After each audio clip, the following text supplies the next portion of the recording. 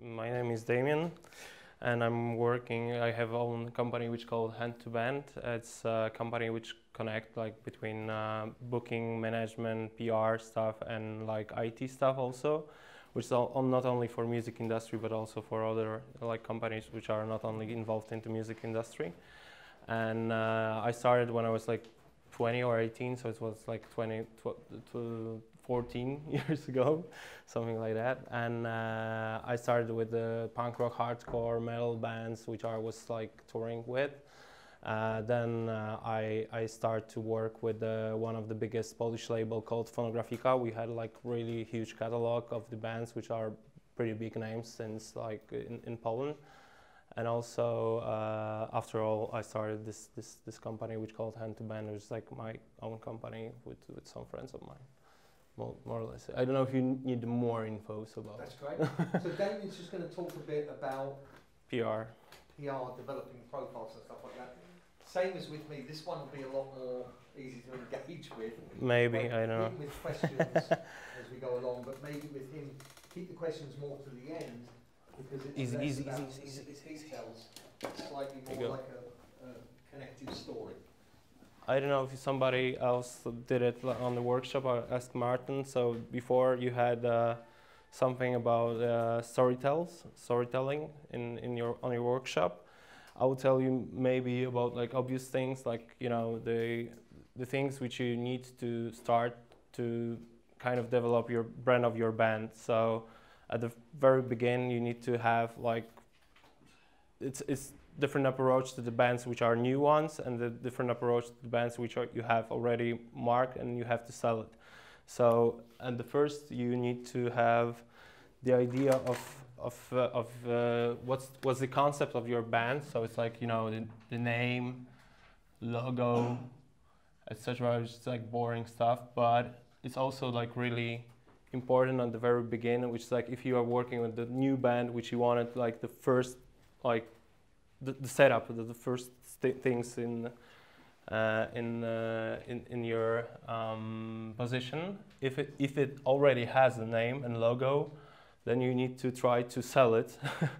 So, but the thing is like if you have any idea to change the logo before the band's gonna be bigger, or the name of the band also, it's much better for the bands because there is a lot of bands with shitty names, to be honest, or shitty logos, which goes like pretty worse and worse after they are developing. And for example, they are kind of getting bigger brands, and like the logos and the names are kind of recognizable, but the people, for example, laughing at their names, like how it came, like this name goes through. So I'm sorry, I'm sorry, a bit tired, and like if something's gonna be not clear for you, you just can ask me about it. And so you have like kind of like idea of the band, which like also because the music is the one thing, and the second thing is like how you want to sell it, because you have to treat like the band as a product, not as only as we play good music, so we can call us, I don't know, assholes, for example, and have a logo big ass, and it's like we're gonna sell it. It's most of all it's you needed to try to figure out how to be how to say it, unique by your band. For example, I run the band called Apostate from actually they were from Czech Republic, basically from Prague. They were Russians living in Prague, so actually they were not Czech, but they were like living in Czech Republic. So the name was like pretty easy to recognize, and we put it on the logo. We kind of like tried to do it more hipster stuff. It was like 2011. So actually they played metalcore music, which is at all not connected into it. So the people were a bit confused about like how the logo correspond with the name of the logo with the name and with the genre that they are played. Also, we did like kind of, after all, we discussed how we should sell it, how we should sell the name, how we should sell the band. So we start to do all the stuff around which your bands also do, like merchandise, merch, which is like, what do you have more to sell the band? Any ideas? You can tell me like what do you produce? Music also, but it's like not now. It's not the except music. Except music. What do you have more? Okay. Not only merch. What? Videos. Here we go. More. T-shirts. What? T-shirts. That's the merchandise. You have T-shirts. You have like the hats, whatever you want. Pictures that match the music. Last place. Can be. It's like, let's do it like photo shoots, you know? Photo shooting, which is also, and besides also the storytell, you have your own BO, you have your own storytell, which is also important.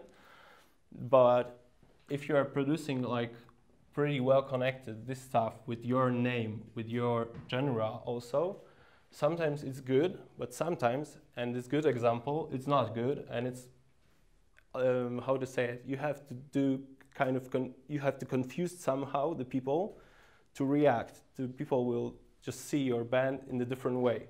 For example, this band has merch, which is like, they were playing as a metalcore band, but the t-shirts were like really good produced, really good. There was not like the shitty prints on it.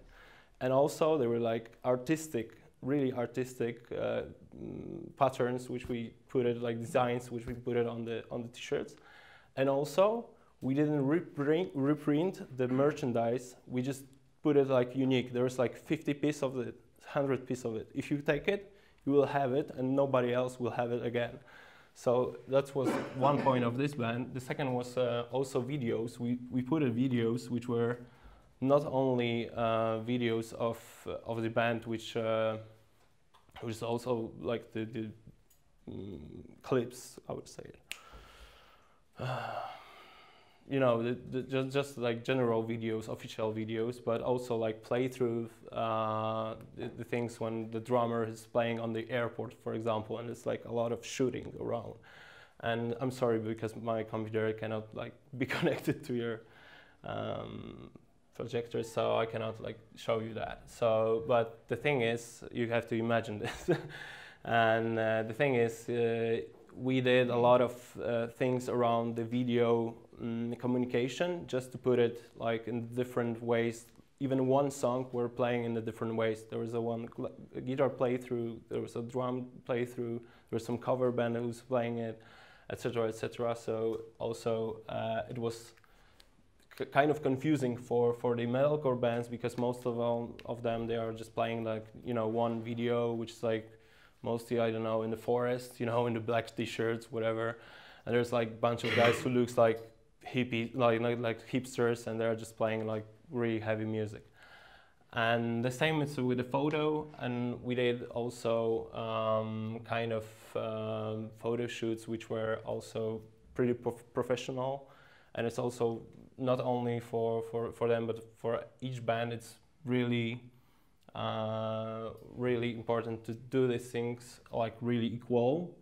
The more you will do the work into these first steps of your mark, then it's going to be much easier to sell your band, even if it's a small mark. Because if you're showing somebody, it's like good produced video.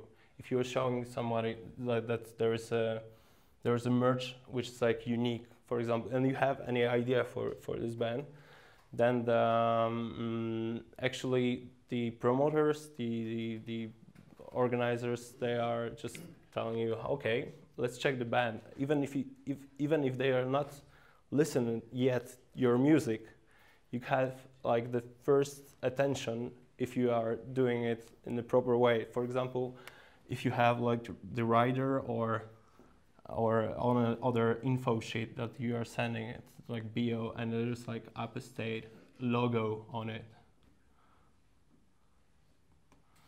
And there is an info, there's a nice photo of it, there's nice, all things are well connected. Then even if somebody will not push the link with your music at the first thing, they're gonna see it's a good band because they are trying to be professional, at least. They are trying, maybe they are not, because when you are putting the link on the music, it can be like really bad music, you know? So, but you can sell at least your product as a good product without music before. And about the music also, it's the most important thing, of course. If you have like bad music and you don't have anything which is unique also, there is a lot of bands which sound the same. Then you also have the which is kind of obvious. You will not be the band who's gonna pay attention. Nobody is gonna pay attention at your band because you sound the same as like 100 bands of you. So I have an example in Polish market. There is a guy who called Sławomir, and this guy in Poland there is a really popular genre called disco polo, and you know what that is? It's like shitty, really shitty music, disco, dun dun boom boom, and that's all. And there's a guy who's singing only with the guy playing on the keyboard, but he's not even playing it; he's just pretending this. And there is a guy who called Sławomir. So he started doing like disco polo with the band, and call it like rock polo. So everyone started like listening, like, whoa, there's a guy who's doing like disco polo with the instruments, with a live band, what's going on? And after a year after, he became like one of the most popular artists, and right now there is a guy who called Zenek Martyniuk, also in this genre, which is like the icon of this genre. And Sławomir, in this year, he's gonna sell like more tickets and he will get more profit than Zenek Martyniuk. In 2 years, this guy just like changed whole this genre, which was like, you know, everyone did the same. And the guy did the different approach. He also he's an actor. I was manager for him for a year actually, and we did like all the idea of the character that he has to be. So there is a guy in the mustache, in the like really shiny uniform. He's walking and he says like all the time like, "Hello, this is Sławomir. How you doing?" And it's like, you know, all the cabaret stuff, but all the things are connected with this character that he played. So even if it's not it's not only music, it's all the stuff around the music. It's not only like the stuff that you do when you're trying to sell music, but also the stuff you have to do when you're trying to push your music a bit more than only for regular audience. And this guy is pretty popular because right now he's also have own show in Polish television after 2 years only. So I think it's the most important thing, which is like the more you're creative with your music, not only with the sounds of your music, but all things around your music, the more attention you can have. You can actually sell whatever you want, even if it's like bad music, but if it's well connected with character and with all the storytelling, you can have it, then you can sell it better. After you have all the things we did, like you did nice merchandise, you did nice photo, you did nice videos, you have like proper writers, you have like good name, good logo, you have good music, then you have to start to send it to like the radios, TV, and like we can call it medias. So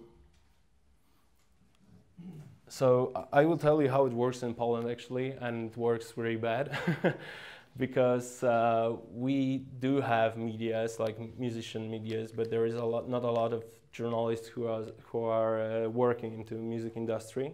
So you have to really be careful which artist you wanna send to the journalist, because they don't have too much time to do that. So they are actually picky about the artist.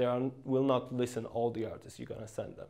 They're gonna just pick you up. So that's also the reason that you should be well prepared before you're gonna send it something to the journalist.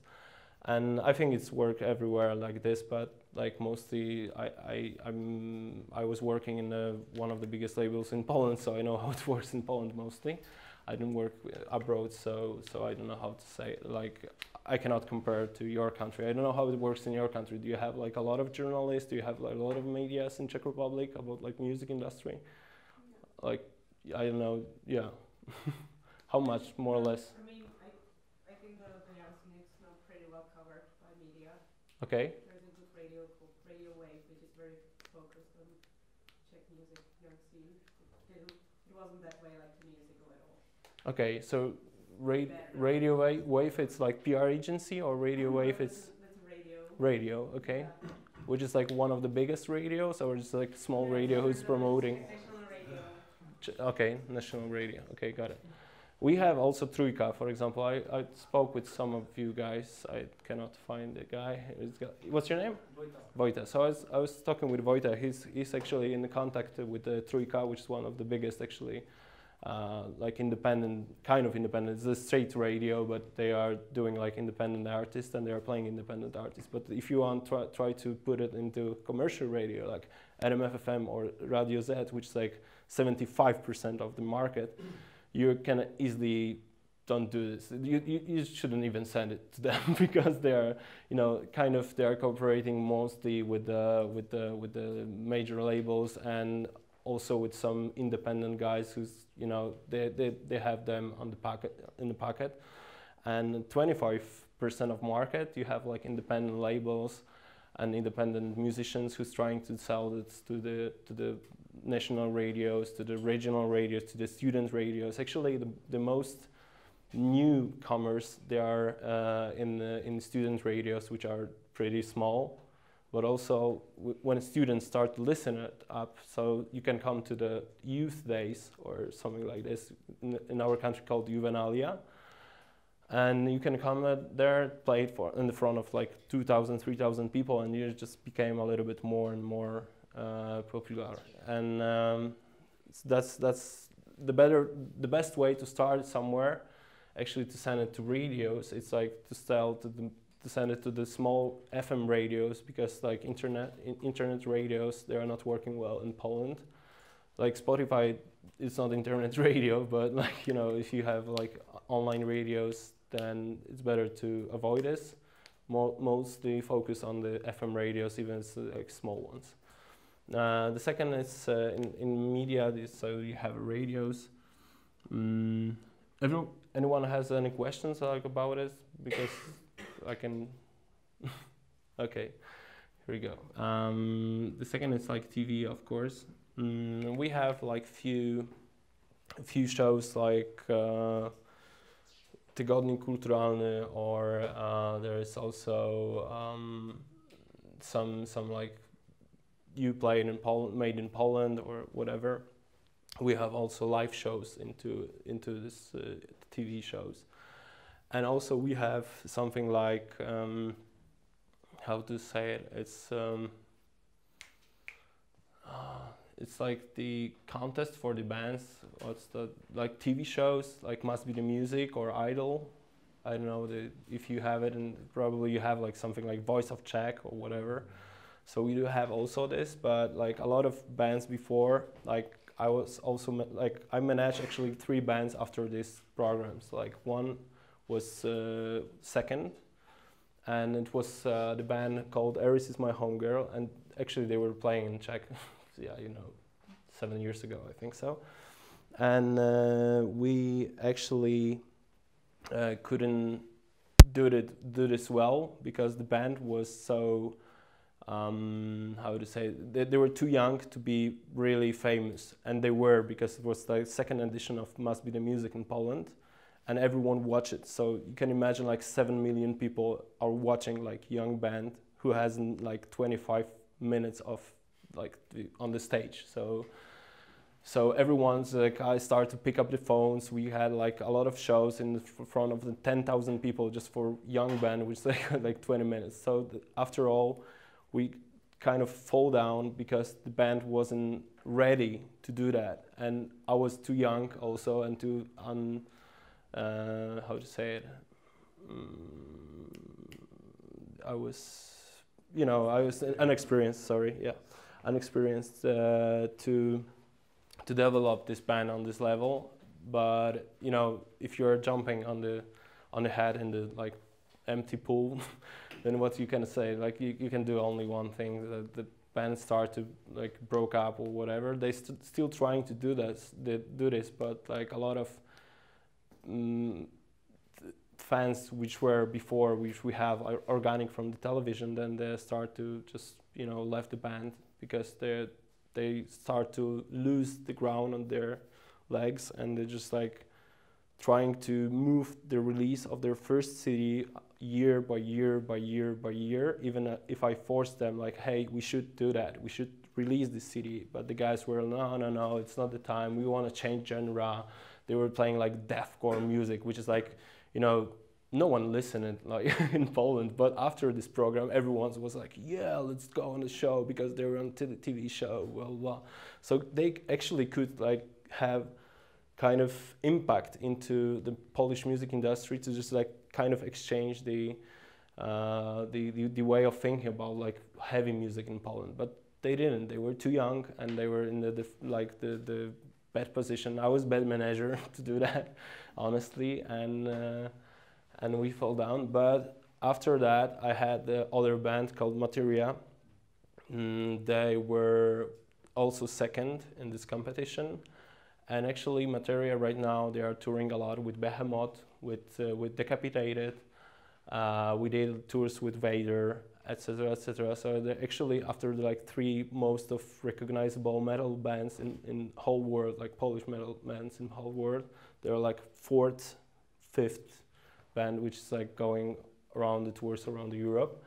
And also I have B-sides right now, which they won 8th of edition, but also this TV show don't have so much impact as it was at the way before. Right now it doesn't work. A lot of bands even like don't want to go there. They just don't have a label that we were and Must Be the Music, because so many bands were up there and so many bands had a label, like we were finalists of Must Be the Music after 10 editions, that nobody cares even like, hey, I was playing in the Must Be the Music, so who cares, It's like, it wasn't like enough how to say, now it doesn't mean nothing, but years ago was meaning a lot, that you were in a television, in a TV show, which a lot of people watched it. And yeah, of course, the another thing in media, there is the streaming, and you can put it like YouTube, Spotify, all the internet also services into it. And also, as you probably know that because you're managers of bands, you probably focusing mostly on internet medias, because a lot of, if you are newcomers actually, bands, a lot of medias don't want to play probably your songs, so you try to focus on the internet channel.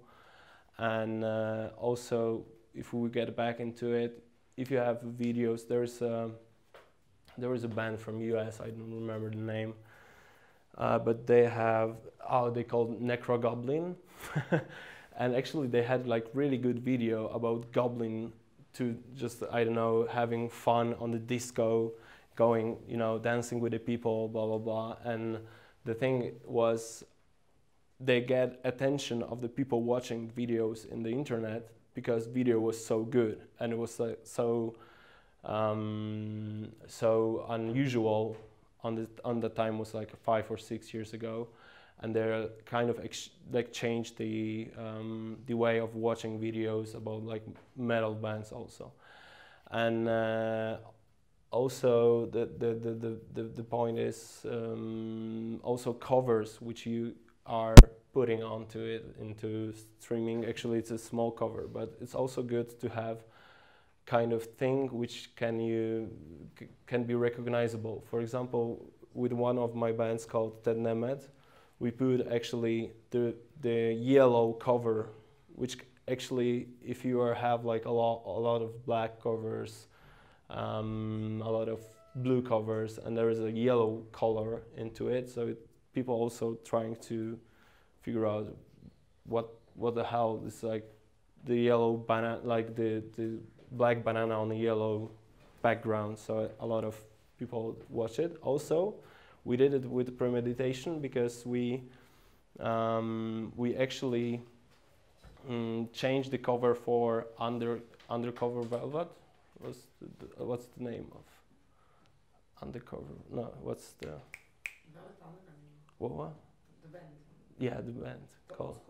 Yeah. Velvet Underground. Sorry, Velvet Underground. So we exchanged this cover because our second album called Control C. So we also did like the T-shirts from the stereo album of Beatles with the faces of the guys into it. So it was kind of, because we have all the storytelling about, you cannot do nothing new in the music industry, so you need to somehow to tell about it, blah blah blah. So we thought that it's gonna be a good idea to somehow mix it up, to just do like postmodern stuff, that exchanging the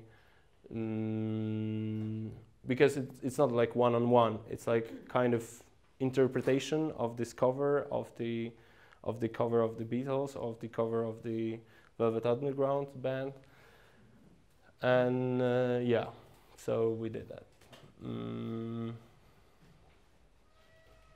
I don't know, what should I tell you more about it? Maybe you have any questions about like so far I said. I don't know if it makes sense what I'm talking about, or it's not. It's a really, like, it's weaving together four things. So you just said telling a story. Yeah. So there's the story, the style, which you talked about, is usually what the band look like, Yeah. what they wear. The site, which you talked about, which is like the pictures, one of you guys said photos and stuff like that. And then the sound that you said. So there's four factors that Damian's weaving together here into the brand. There's the style, what are they wearing, what's their, how do they roll, what do they look like, how do they accentuate themselves. The site, which is slightly different, so it's like, what is the video looking like, what is the sleeve looking like that may be designed by someone else. So the artwork in an album sleeve, like the famous Velvet Underground one that's the banana, that's not the style of the band, that's the visual look. So the style, the site, the sound, and the story, and you've been weaving the story. All those four things come together into the brand. So what you've had here is an overview of various anecdotes, various stories of branding artists. And it's really hard to put it in a bottle. When I'm talking about publishing, it's really easy to say this is how it works, this is where it's broken. If that's the hard stuff, that's really easy to compartmentalise it. With this stuff, the soft stuff, it's really hard to pull in, because all we can do is give you examples of what other people have done. And so we're trying to find the techniques and stuff underneath it that can then be useful to you. You guys can't go out and do exactly the same as somebody else did, because it needs to be authentic, it needs to be a true story. Sometimes people underestimate the power of style, and it's especially important for us who are, like, comparing to the UK or American or Western.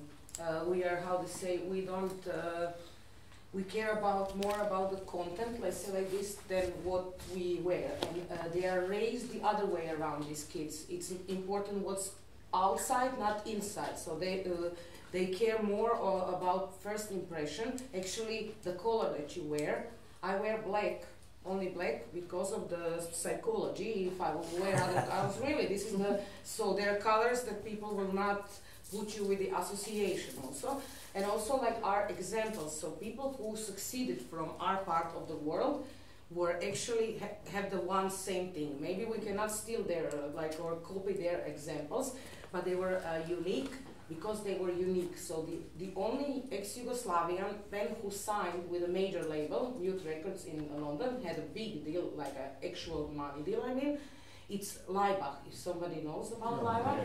And you know what I'm talking about. So Laibach was a story, and also it was a political story, social story, but it was today, the still what is most important about Laibach is style. So when we went to the London show in of Laibach doesn't have our audience there. Like, it's foreign audience. So foreign audience is coming to see Laibach anywhere because they are interested in their difference, in their style. And today maybe they don't have political value anymore or social value, but the style and the brand stays. So if you see Laibach, immediately we all know, everybody, what Laibach is. Who doesn't know, that you can check, this is one of the most important. And also, you had one band, like your band ended up, Plastic People of the Universe, was political. Like, they would be probably the band who would succeed if they didn't end up in praises in the story. But it was the other segment, which is also in our area important. When you have a political or social value, it's also style. They don't have it in UK anymore because it's not popular to sing about politics and social system. But in our countries, I think you can still use your freedom to develop your own style. Not to, like in UK, you have really, when they talk with labels, they said, oh, sing about the girl, don't sing about social health system, education, Brexit or something. And in our area, we need artists to sing about the stuff that it's bothering us. So you can actually develop, and in Poland as well as there is a Hańba, which is like the anti-Nazi punk rock, which is like also not playing on the and listen to this, like they're not so good live even, but because they have this story, now they became popular within Western people, because now we say, oh, let's see this Polish band, and all of them they are going, because they have this story. And they're not the best band in Poland, let's be real. So it's not, you have to use these kind of... I like them very well. They're good, but they are not the best Polish band. But they will be the one who will... they will, and they are actually. Because of this difference. And for us it's even more important, and guys, this is not expensive to develop your own style. We need more, like, much more be creative, and also be brave, like, and don't think what other people, like, we are not these markets of that we have this massive 10 million audience we can lose with one outfit. It's not the same style. So I would say don't copy I don't like in our countries when I come and then I see thousands of Arctic Monkeys style, you know what I mean, like the copies of the copies, and this is, I think, our only way is like to develop our own, or what we do is also, few of us, if you know Dubioza Collective, Dusan is a promoter, so he did a really good job in this area. If you notice, within a few years, they're now using only few colors. I did the same with, Dijana is not here, we started with only black, white and red, before white stripes. It was 20 years ago. So we decided to use like the colors identity. Dubioza Collective is known with, what, 2 colors. Everybody knows when they see yellow now and black, it's Dubioza Collective.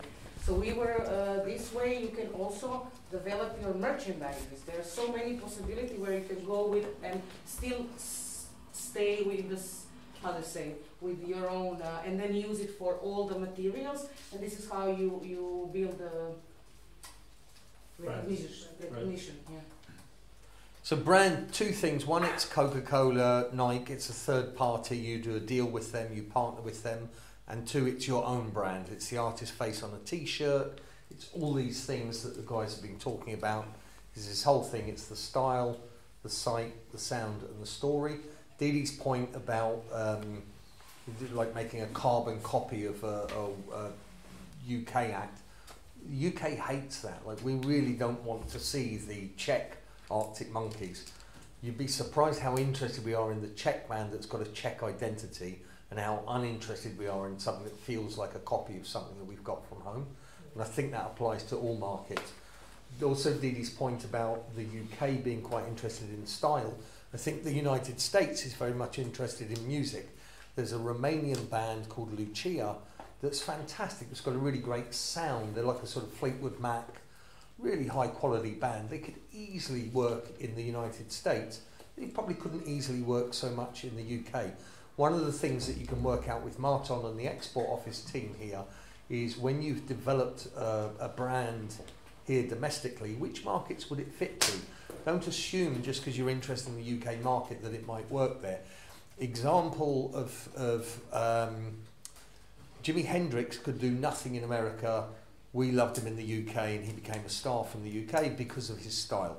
The Killers were one of the worst live bands anyone had ever seen, but they were really cool. And so the British got onto them and the Americans were like, you can't play, that's no good. And now they learn to play. And they developed and they played, and then they went back and managed to break America. But it's really like one of the things you'll get with your export office team here is you'll get insights into the other markets. As long as you're really strong on your identity here and you've developed something, then work with the team to figure out where's suitable and relevant for you.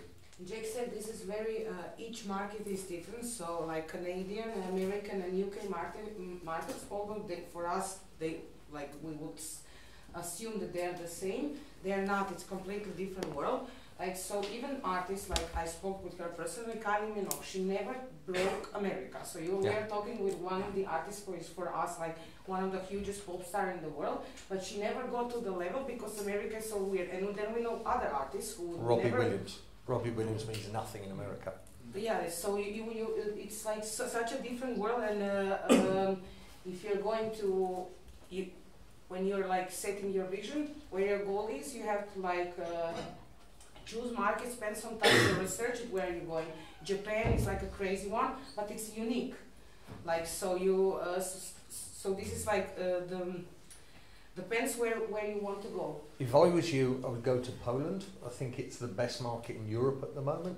If you can get in there early while they're developing their clubs and their audiences and be part of that, you probably have a career for 20, 30, 40 years. It's the big growth market. It's federal, there's lots of cities. It's not just about going into Prague or London, it's about going into a number of cities. Sure. Spring break is just a few weeks from now.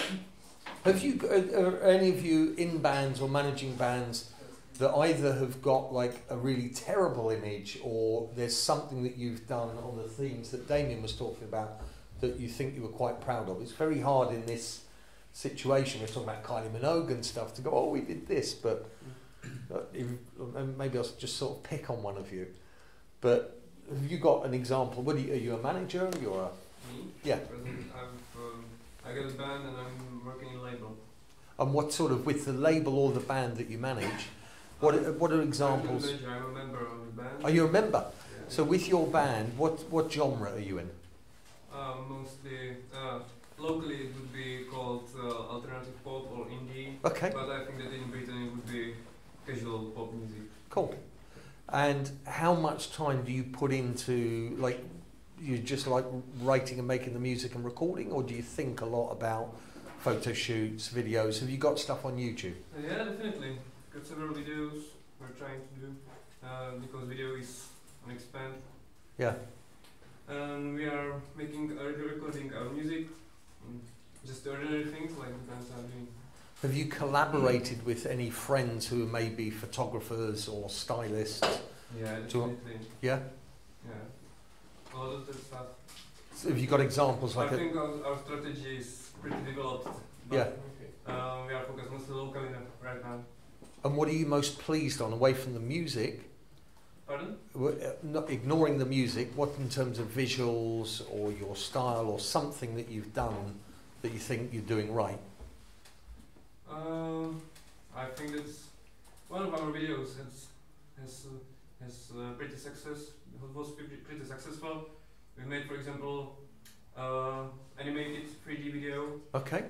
Yeah, we made 3D scan of our postures, guest postures. Yeah. Yeah. Yep. And after that, we put these figures into the animated music video. Yeah. Yeah. And the guy who did this for us, did that for low budget, absolutely, and he was making it for half a year on the computers at work. Wow. Because you need really strong machines to do such videos. Yeah. Sure. Yeah. Why did he do it for a low budget? Because he's a friend of us. Yeah. Yeah. It's- Probably they're for a band actually. Yeah. So, Have you got examples of where you with the label or as management where yes, you worked with someone that you thought it was terrible that they weren't paying attention to these things, or? of course, a lot of, because there's a young band who has like, you know, a lot of good music to release, but they didn't do anything about around they label it, you know, so do like proper, for example, logo, merch, whatever, and also they don't do live shows also, which is pretty stupid, because if you are playing music where you're not active live, you know, then also it's a part of the branding actually, because if you are playing shows and there are shows which are kind of unique, for example, I have the band who's playing, and during the show they are stopping in the half of the song and start to talk with the public, for example. So people are confused about it because they're, you know, moving a lot, and then it's like, stop, we need to talk about something, and then I'm just like having chit chat with the guys for like a minute, and then I was just okay, let's go back. But and they do it all the time, all the shows, and people expect that, but sometimes they don't. So the people are also confused because of that, and because of that they are building their own mark of the live shows. Also, they are playing, like the people said, they are playing better on live than they are on the recorded CDs, and also that's also the building of the brand. Because if the people tell around that, hey, this band sounds better live than on CDs, then the people will come on the show and they just buy your CD also because they want to support the band. So it's also the part of the brand, the playing shows, the building of your audience through the live playing. Also, where did you play? It's also the really important for your brand, because if you are playing on the shows. I call it like I don't know, the holiday of cucumbers, which you have like in every city, which is like, you know, the old people, kids goes around, and it's like there's like state meetings, whatever you can say. It's like CD days, yeah, that's what it's called. And if you're playing up there, okay, you can have the audience. A lot of people will come, but you know, if it's your target, you want to, you know, sell your music to the old people, because for example you're playing punk rock music, I don't think so, you know, you want to go to the punk rock festival, so you have to. So with a request comes in, hey, can you play this locally funded, there's good money, come and play to the kids and the grannies, it's another show. Yeah. You're deciding whether to take that based on just that show, or it sounds more like you've got a vision and a strategy, and then you're saying, does this show fit it? No, it doesn't, we won't. If do you it. have, you're gonna pick the shows. If you don't have, you will take everything which you can get. So if you're taking everything which you can get, also, okay, it's good for money sometimes, but if you want to build a brand which is gonna be like for years, then just try to pick the shows which are actually building your brand. Not only the show everywhere when somebody is gonna invite you. It also depends on the level of the band, because sometimes there's like a small band which has to be in the different positions in different ways, like on the showcase where it's like different genres, and they have to show up in the days of cucumbers. But after all, if they are a little bit bigger, then you should be a little bit more picky about it, when you show up, how you show up, like etc. etc. So, but the most like the most how to say it. I think that the most important is when you started from the very beginning to be a picky, kind of, if you can do that. And the second is like to build a strategy where you want to go, with who you want to talk, where your band is actually, what's your goal what's the goal of your band? Because if you don't have a goals, then you know you can play with your friends all the time and play in the basement or in the small cities, and you will not be a band after even like 20 years. I know a lot of bands who's playing like, you know, they have like 5 minutes, they were really on like high level, everyone knows them, and after one song they just like collapse just because they didn't have it strategy. Sorry. So Red Bull, they know they're an energy drink. They know they're talking about dangerous sports, excitement, outdoor activity. That's their brand. At the point where an old cruise company comes and says, "Hey, do you want to do an advert with a load of old people on deck chairs going around the Mediterranean doing nothing?" They're like, "No thanks, that's obvious." Really hard to put that sort of corporate philosophy, corporate mentality into when you're an artist, when you're trying to be like as authentic or real as someone like Bob Dylan. But this is what we're hearing about, is that vision. Dee Dee's example of Laibach, they would know what they would say no to. They would have known it from day one when they didn't have any fans. They would have known it in the second week when they had 2 fans. And they know it 20, 30 years later when they're doing all these global tours. In our area, it's also, we don't have we have to think if we are aiming to work locally and regionally, or we are going on international market. And or do we want to be like a band only for Czech Republic or for Czechoslovakia, Poland, or because Austria, Germany and Switzerland, they're again a new territory, we have Scandinavia there, so it also depends where you want to go. Which markets are you in? For us, it's crucial for us Polish Croatians in Czech to know if you're sick, who is your audience, because the strategy is very different. To be popular only in our countries is one story, and if you are going abroad, this is a completely different road or tools you are making, or this is more maybe important than for international than for local one. In local one there are other methods, big media partners, sponsorships, partnerships, different ways to achieve. I think most of us here are aiming, all of us working in more countries, so this is why we're here, I think.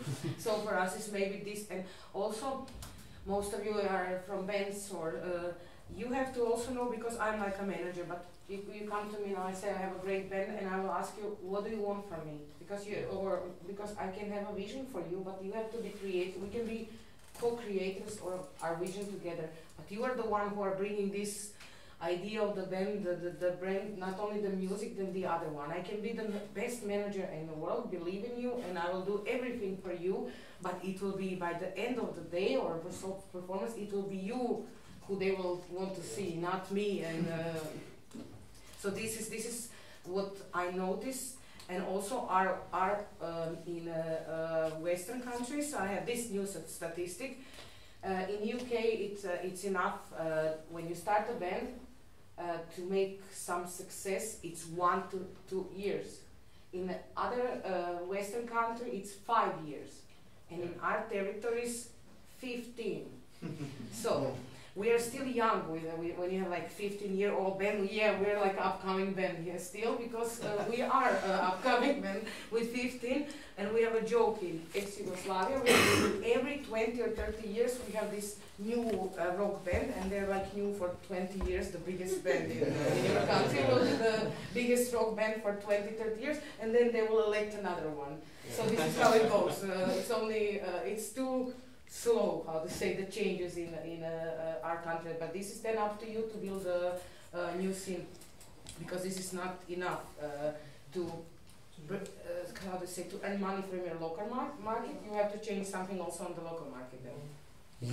You can't start on this too early because of the internet, because of digital.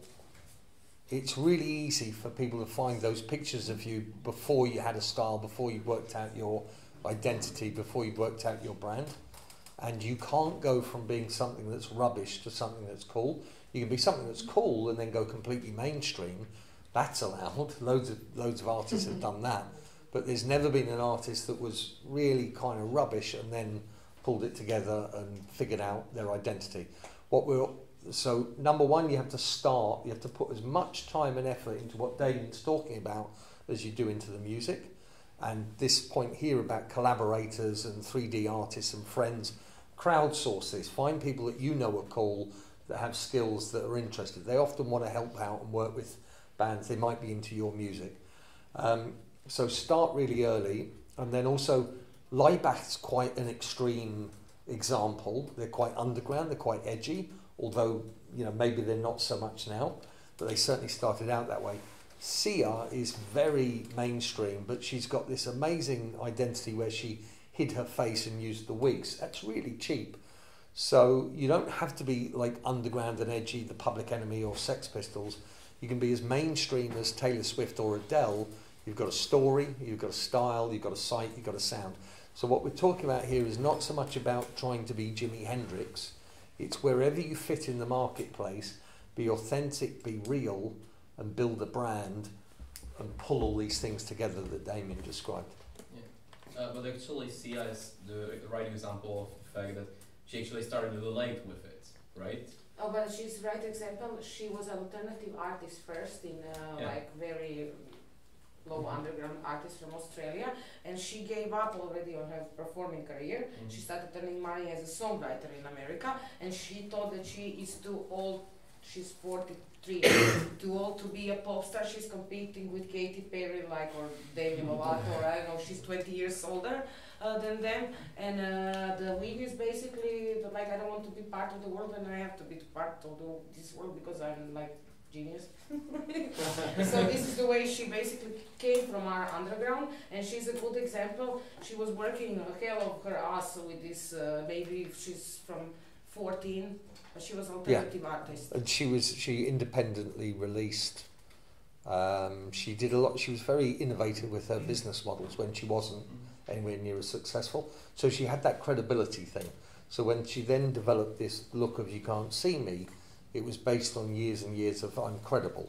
It wasn't like, oh, there's that really cheesy pop act who's now trying to be edgy and cool. Adele's an interesting example. She's about the most mainstream artist in the world. When she was picked up, she was really different, the opposite to what anyone was expecting. It's now become the mainstream.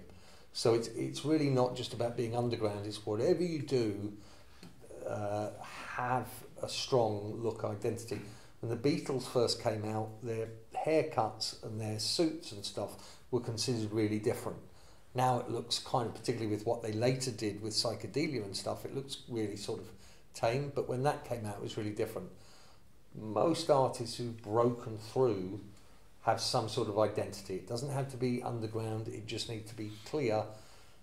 And the example of Sia, where you can describe what she looks like and Didi can then say what the story is behind it, that's a great example of the story and the style and the sight all coming together. And then there's the fourth element, the music. And also we have conversations now with on previous workshops.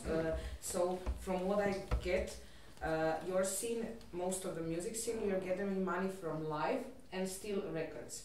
But what you don't have developed yet is like a merchandise part of the activities. Like, so you're earning from additional, how to say, additional like jackets from everything, this kind of market. And this kind of market in Scandinavia and Germany, it's like almost comes to 35% at least of the income. In Poland we have hip hop, sorry to interrupt you, we have hip hop bands or brands like called Prosto, which is like 30% is income from the artists, like music, live music, etc. And 70% is from the shirts, from the hoodies, whatever, and they are selling a lot of copies of it. So. But it's not only about t-shirts. Everybody, when I'm talking about merchandise, they think I'm talking about t-shirts.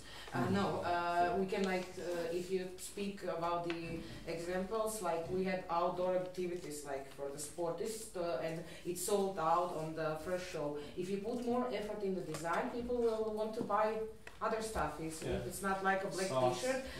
You can like, you can have your own chairs if you want. You can do whatever you want with merchandise, and you will see people will come and you have to go for the right time. If you have a band and nobody knows the band, you can take €500,000 to merch and you will not sell it. Yeah, oh, it's not true. We had once we didn't have money for a campaign. Like we didn't have money to put posters and billboards. You know what was the campaign for the people wearing this T-shirt? We put it. They were really cheap for like €7-8. Everybody bought it, and by the end of 2 weeks, all city had this T-shirt, and everybody was like, "Why is everybody wearing this T-shirt?" So you don't have to be like a big edition. I never had enough money to buy large quantities. Okay. So you know what I mean. So we did it like a punk rock workers. Like 1,000 t-shirts. yeah, you start like with a small, because you you want to cannot have a chair, so buy one chair and sell one chair. You know, it's like. And also we have now like with Musical, like this platform IT company I work with, you can do like this merchandise, how to say, your own design. So I can have order to this company, so you don't have to like have actual product with you. Work with this company, like they will take some percentage with you, and you can have like custom made only for 10 people. So 10 people can have like exclusive. Or you can have so many possibilities. We always think we don't have, or we don't have enough, but there are ways you can come. And this one is connected with the style, branding, and everything. And the other one I wanted to say, and we were talking about, I will forget, is synchronization. This is where we actually, a big pool where we could get the money, and here it's not even 5% of your incomes at all. So how many of you ever signed like a song for a commercial, film, TV show? And do you know that 50% of European cinematography is filmed here in Prague? Yeah. Famu, I think so. No, because of your location, it was always like also, 60 like this. So most of the Mm. production companies are coming here from the world. So I did it for a Russian artist with Adidas. So it's not so hard once, how to say, and in this case, it's not about your look, it's about your music. In synchronization, it's completely different than this. Yeah. Your music has to be good, not the way how you're presented, your merchandise or the look. This is where the songs come through. But if, so sometimes you don't have to have the look. If you have the song is still most important. You can make your income 35% then of synchronization. And you have your own brands and companies here.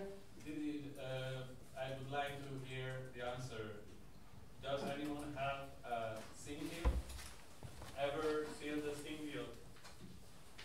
Here we go. Synchronization. Two. Three. It's commercial or what it is? What do you have? Video clips? It's a film or it's a movie? A movie, yeah. I'm the manager, so Sure. I sold the few tracks to one movie. Okay. Which well, one? actually, it was a Czech-Croatian movie. Really? Yeah. What's the name of the movie actually? Yes, it's the name is.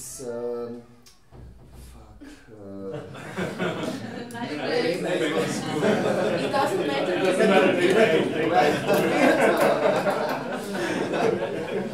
You would remember it. Yeah, Probably it's right on the receipt, you know. it was like University of Love, something like. It was like Okay. some comedy, you know, some kind of crazy Czech-Croatian comedy, and yeah, University of Love. Okay.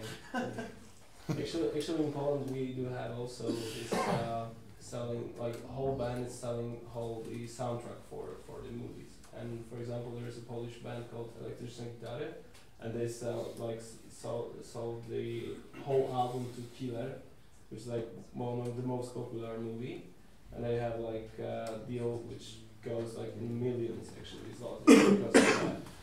And we actually do have also signed synchro with TVN, which is like one of the biggest commercial station, and we also selling the rights to them. Also, a lot of Polish bands can put the songs up there. I don't know if you have it in Czech Republic.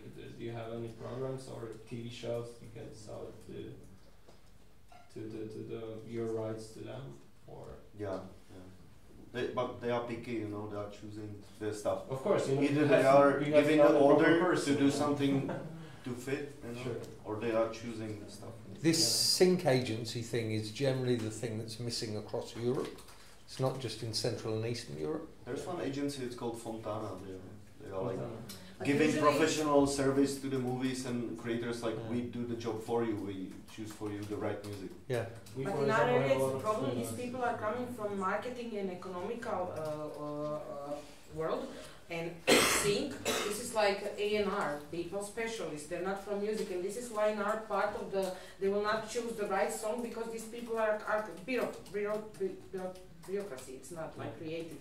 So in Western world and in United States, they are now more important than labels AR labels, because this is now how it used to be 20 years ago. Everybody went to America to South by Southwest or big showcases to make a record deal. Like this was this was the holy grail of the music industry, was to get a record deal. Today, they're going there to sign a sync deal, because if they sign just one commercial for one, I would say, a car company and put it all over the world, it's more important than with one song, they will get everywhere. So my solution, because we have a problem, we don't have sync agency, is to connect directly with people while they're still young on the academies. You have like FAMU, DAMU, these people will one day produce movies, produce TV shows, produce commercials. As you said, your friend made you amazing stuff for your video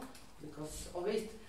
So the connection with other sectors of our industry, music with other one, this is our solution. As soon as we connect, one day they will produce, they will need us, we will need them, and it will be a cooperation. So this is the only way how we can do it, because maybe they don't know about it. There's a cool new club down in the FAMU. Yeah, we went there. It's a good example of the opportunity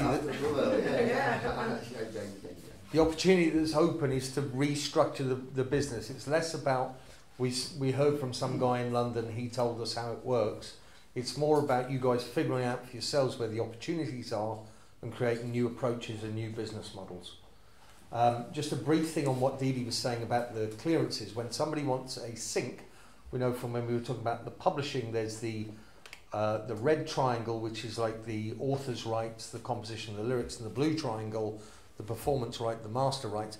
When that person wants to use those rights, the quicker they can clear them, the quicker they can agree with them, the more likely they are to use them. If it becomes a slow, long negotiation or they can't find the rights holder, they will go somewhere else. So very useful if you're self-managed, you're an artist that looks after it, is your own manager, or you are the manager. Keep track on a spreadsheet of all the recordings that you have, all the covers that you've got, where all the rights are. So that if someone says, hey, we want to use this track, you know very quickly whether you've got all the permissions and rights or whether there's somebody else you need to contact to give those rights. If it's a sync for a co-written song, and somebody goes, for example, to the co-writer and says, okay, we want to use your song for a cigarette advert, and you're totally against it being used to sell cigarettes. Yep. Do you have a right to block? Yes, you do. So the user of the music needs to collect all the rights before they can use it. If they didn't get the little piece that you were holding, you can sue them. Right. So they won't use it until it's fully cleared. You can be against cigarettes, but you're not against money, right? No.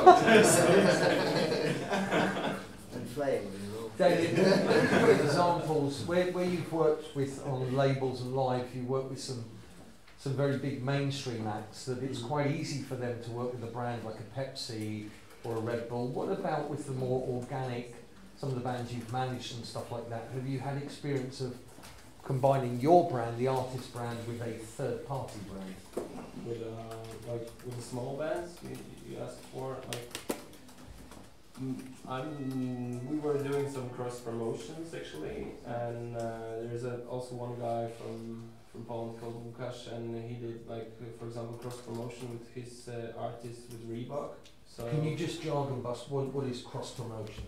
It's cross promotion. It's like you're exchanging favors. So somebody's gonna, for example, sing your commercial, and Reebok will just bust it up. So just put some photos with the label of Reebok on your, or just selling you a lot of dress, which is probably useful for you if you like Reebok. So maybe you're gonna wear it, but most of all it's only for promotion. We got it for 10 minutes with Reserved. I don't know if it's popular in the Czech Republic, but it's pretty big in Poland. And we had hashtags on the Instagram that we wearing, not even we wear it. There was only the hashtag Reserved, and there was someone in the Reserved t-shirt even in having a small picture about the band on the tour. You don't have to be like, hey, I'm wearing a t-shirt of your company, because it doesn't work anymore. It works like this, that you have you have it somewhere, you use it somewhere. You're drinking some beer, you're wearing some clothes, but it's not working like directly. Hey, I'm doing it. It's like mostly hide it behind all the scenes you have. So we talked in the you first. Also have a little product. Sorry. You have also the product placements in the many hip hop music. There is a lot of product placements in Poland actually. We do have like some drinks they're playing, and there's like 5 seconds, and the drink comes. Nobody will tell you like, hey, it's product placement, and we'll not have like the card after all the video that this producer has a sponsorship, but because of that, they, for example, give you free beers during the shooting videos, or they will give you some boost on their channels like Instagram or YouTube they use. So it's almost always the exchange of favors, like the barter stuff, but not the paying for it. So it's with a smaller band. With this bigger bands, it's different. Then you have a payment actually for using your channels to promote the mark, but like their labels. But in different ways, it looks like you're using their channels to promote yourself. So we talked in the first half about rights. So there's the copyright, which is the lyrics, the author's rights, composition, the musical works. There's the record label's rights, the master rights. They come together. Anyone wants to use those rights, they have to pay. That's intellectual property. Then now we've heard from Damian about how you're going to try and build up a profile. You're going to build up the brand of the artist. We're not so much talking about a brand like a Red Bull or a Pepsi, but the artist's own brand. It's really difficult as a manager when you're talking to a band or a solo artist about their brand. They can find it quite distasteful. Yeah. So you might want to change the word that you're using, but you're talking about that identity that Lieback has, that Sia has, that they're like, oh, idea. Yeah. That they're into the whole thing. And then we're hearing about you can partner with other brands, sometimes for money or sometimes at an earlier level, just to cross-promote each other. The brand, the third party, the non-music brand gets benefit out of being associated with the cool artist. The cool artist gets benefit from reaching onto their Instagram, reaching a larger audience, reaching a larger footprint. So there's ways to cooperate that might be based around money or might be based around just exchanges of favours. And the only way you can do that is if you know really clearly what your brand identity is. So just as we talked about with the show, someone rings up and they've got the wrong show for you, you wouldn't play it. The same thing with the brand partnership. You're not just going to do it because it's a brand. They have to fit. You'll only know if they fit if you're really clear in what your brand is. So you need to know your rights, what we talked about in the first half, and you need to know your brand, your identity. We'll leave it there. I know you've got a question, but if there's more questions, we'll pull them back tomorrow. Either ask any of us who are around here. If you think this is a lot of work and there's too many things to think about, speak to Didi and she'll explain to you that you need to work your arse off in very short terms. We'll come back tomorrow. I know it's very hard for you guys to give up your time and come along to these things. We'll be back tomorrow. Ask us questions, but also if you've got questions that arose overnight or that you've got now, we'll maybe have a little Q&A tomorrow when we start off, like at least we'll get so that everyone can hear the questions and get into that. I would suggest just one thing that we also spoke about yesterday concerning the showcase events, that all these could be actually fit into a strategy of a band. Even you can give made up timeline as such, but of course everyone has different examples. Sure. But that's the only thing I would add extra to this, to give it a strategy, because it's a strategy of which gigs you would take, on which level the band are, because you want to develop, you want to play as much as possible for a certain time, and then you create your identity, you polish it better, and then you start picking and cherry picking.